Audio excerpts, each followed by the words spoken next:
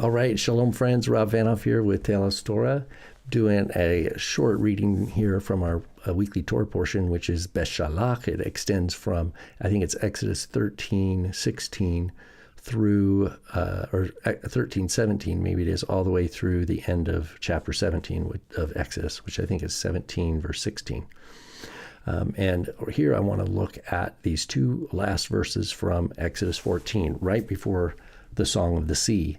This is, which is right as the water has returned from being divided, it is now collapsed back down.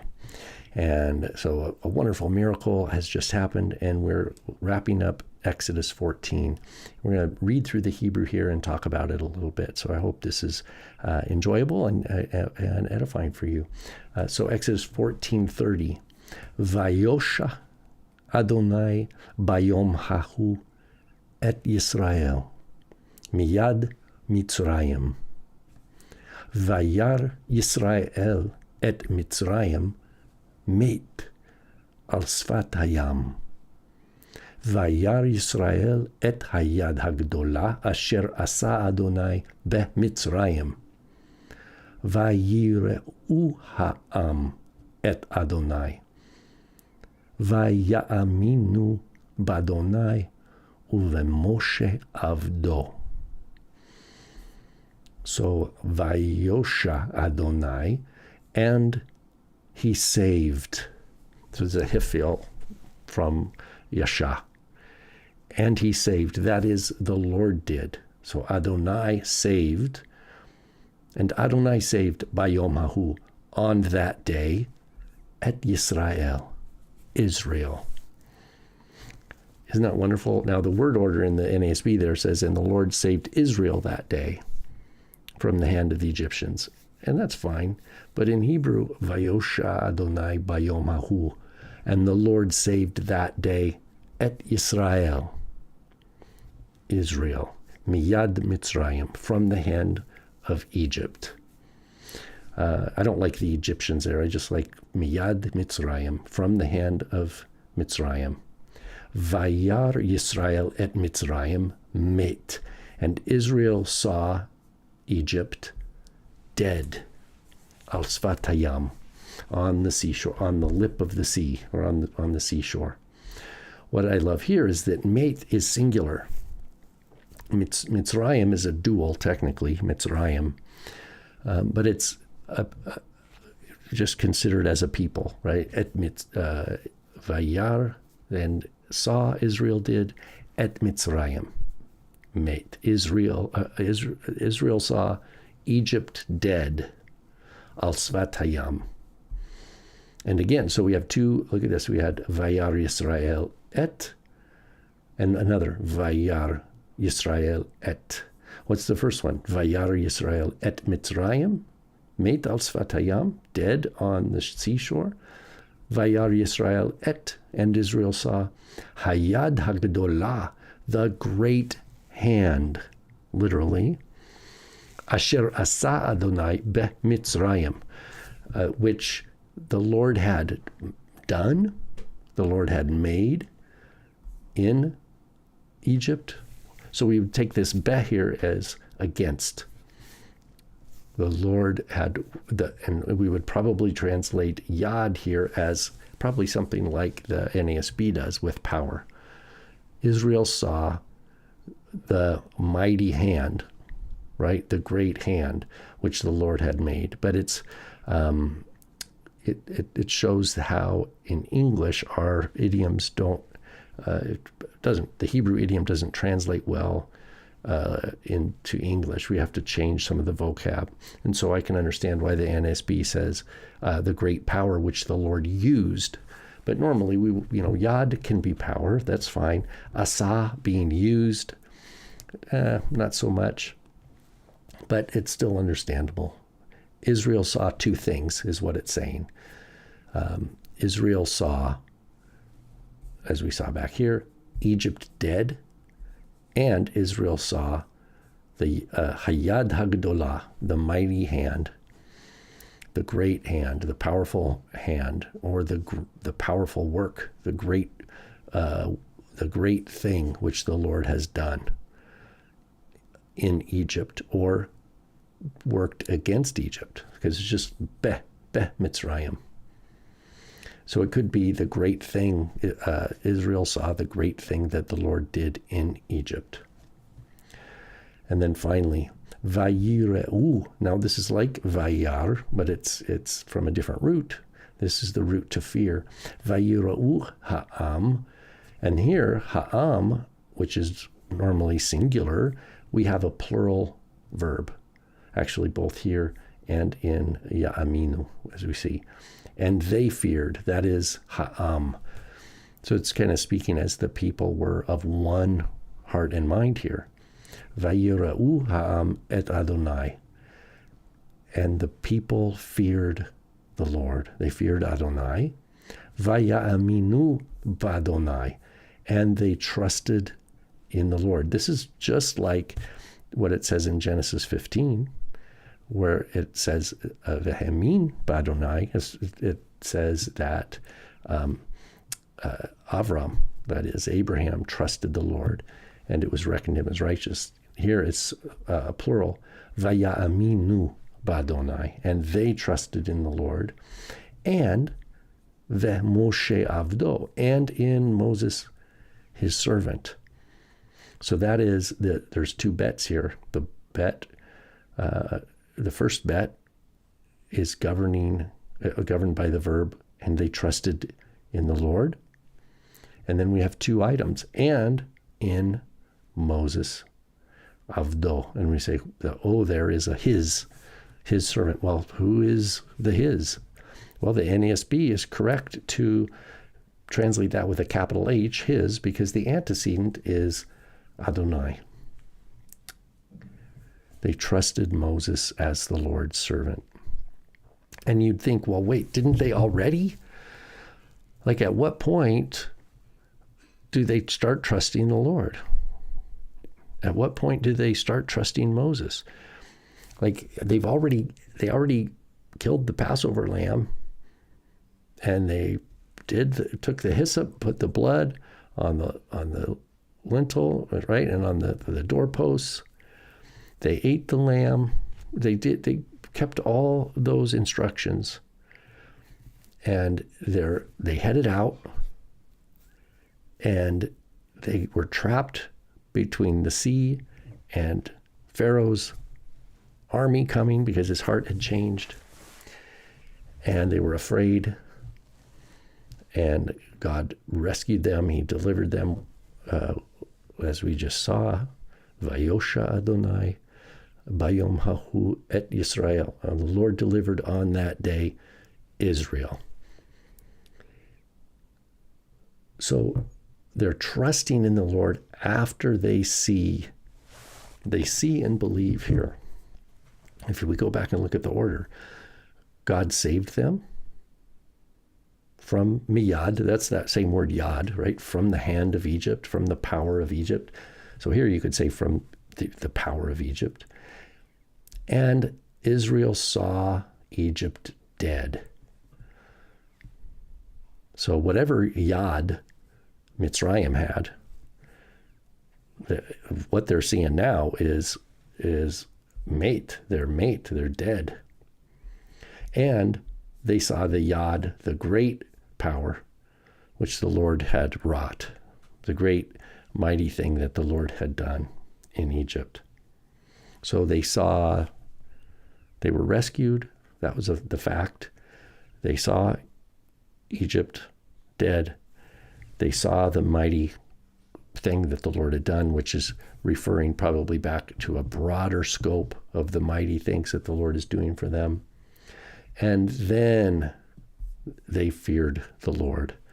And then they trusted him and Moses. So the question is this enduring faith? Is this faith a persevering faith? And I think we'll see that play out. For some, Israel, it is. Joshua and Caleb would be easy examples. This is a true faith. Now, my suggestion is that Joshua and Caleb already were trusting in the Lord. They were already trusting Moses before this. They didn't need their faith in the Lord was not contingent upon God working this miracle. And the rest of the story, I mean, by the end of Exodus, they're building a golden calf, aren't they? By Exodus 32, they're building a golden calf. And then the book of Numbers is full of all the complaints in the wilderness. And we'd say, well, where's this faith now? Where's the faith? So this is an important thing. You know, James Yaakov tells us that the Torah is a mirror. And we see what kind of person we are. And that's important. We don't want to be like someone who walks away and forgets what kind of person we are. What kind of person we are means we have to understand what a human is. What's the human condition? Well, the human condition is such, is, you know, more like is the fair weather friend. It's like, oh, you did all these things. I'll trust you. But really, that fear and the trust that comes on the heels of it is not the full picture. Is it persevering faith? Or when times get tough, like they're soon going to in the wilderness, how will they behave? When times get tough for us, how do we behave? Do we trust? Do we throw a temper tantrum and accuse Moses of just wanting to kill us? Or do we accuse the Lord of bringing us out just to die? Or do we make up stories of the past? It was better for us to be in Egypt because of the food we had there. Do we complain about what we have presently? All we have is this boring manna. Like, where do those thoughts come from? Where do those such utterances of disdain and like utter spoiled, you know, like spoiled brats? Where does that come from? From adults, mind you. This is not children. These are adults. So what does it mean to trust ultimately? What is persevering faith? Yeshua tells the parable of the sower that goes out to sow. And remember, the first he says the birds grab, but some fall, and there's just a little bit of soil, a little shallow, where there's rocky places. And it says they sprout up really quickly. And when he explains that, he says, for joy they receive the word. They hear it and they believe it. However, they have no root in themselves. And so when the sun comes, they just dry up and blow away. They do not persevere. They have no root in themselves. And when adversity comes, when difficult times, which is like the heat of the sun, they have no capacity to be anchored and to grow and to endure. And so when we read this last verse of Exodus 14, Vaya'aminu b'Adonai u'v'Moshe avdo, yeah, and they sing a beautiful song. That's Exodus 15. And think of all the people who go to, and they all sing a song in a choir, or they go to a church and they all sing about God's greatness. Does that mean they all trust God? Does that mean they're going to persevere in the time of trial? So that's what it means to have faith tested. Now, not tested the way the enemy tests is to try to get us to stumble.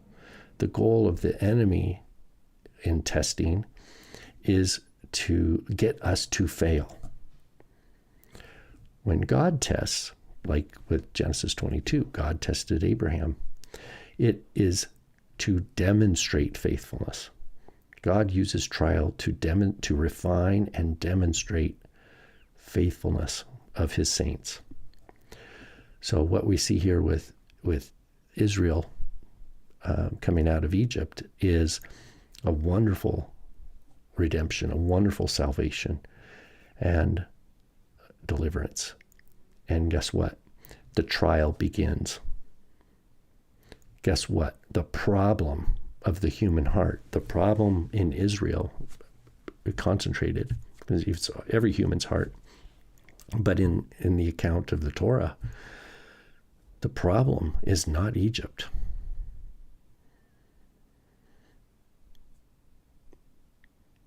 It looks like Israel's problem is, like it says, when Moses in chapter 6, he brought all this good news, nothing but good news to them.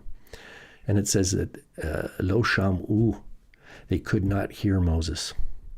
Why? It says because of their kotzer ruach avodah kasha. Their spirit was dry, was shortened. Like they had no faith capacity. So the spiritual worn out spiritually, and the avodah kasha, their labor was so difficult. They were physically worn out, so they couldn't hear him. And so you could say, wow, well, that is the result of being in a dehumanizing system. Like you could blame that on the system, a large part of it, on the Pharaoh's religion and oppression and heartlessness, his inhumanity. All those things are external to Israel. And they just wanted to be freed from that. God freed them from it, indeed. And guess what? It didn't solve the problem. The golden calf is a perfect example. How many times do they want to go? Do they cry out and want to go back to Egypt or remember how great Egypt was in the book of Numbers? The problem is not Egypt. Ultimately, the problem is the unredeemed human heart, the human heart that is bent, just like Pharaoh's heart, bent on its own design. And we all need a broken heart. It says a contrite spirit, a broken heart you will not despise. And we need that broken heart. We need God to break our heart so that we're humbled and we recognize our dependence on him. And so our faith in him is well informed. It's not ecstatic. It's not without reason. We're not just believing anything that comes our way because it feels good or sensational. Rather, it is deeply rooted and grounded in truth.